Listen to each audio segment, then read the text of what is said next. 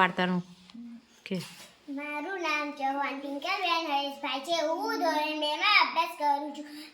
મારા શિક્ષકનું નામ છે શિવિલાબેન. મારી શાળાનું નામ છે બાલવી પ્રાથમિક શાળા. આજે હું તમને એક વાર્તા કહીશ. વાર્તાનું નામ છે લોભી કાગડો. એક કબૂતરે એક ઘરની નજીકના ઝાડ પર પોતાનો માળો બાંધ્યો. ઘરના રસોડામાંથી રસોઈયો રોજ તેને જમવા માટે દાણા નાખવા લાગ્યો. એક દિવસ કાગડાએ રસોઈયાને કબૂતરને દાણા ખવડાવતો જોયો અને તેને વિચાર્યું કે જરૂરથી આ કબૂતરને રોજ દાણા ઉપરાંત બીજું સ્વાદિષ્ટ ભોજન પણ મળતું હશે. કાગડાએ વિચાર્યું, મારે આ કબૂતરને મિત્ર બનાવી લેવું જોઈએ.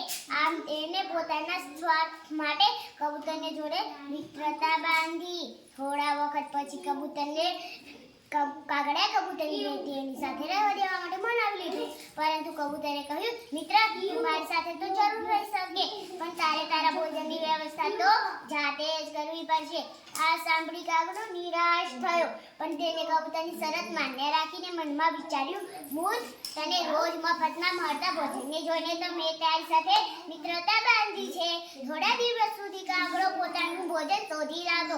કબૂતરને તો જમવા માટે દાણા રોજ મળી જતા. એક દિવસ કાગડાએ જોયું કે રસોઈયાએ આજે મોટી માછલી રાંધી છે.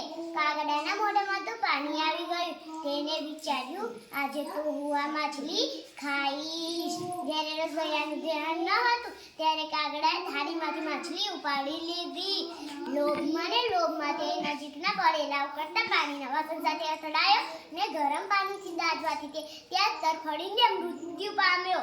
બોધપાઠ: ખરાબ નિયતથી ક્યારે મિત્રતા કરવી નહીં અને ચોરી પણ કરવી નહીં.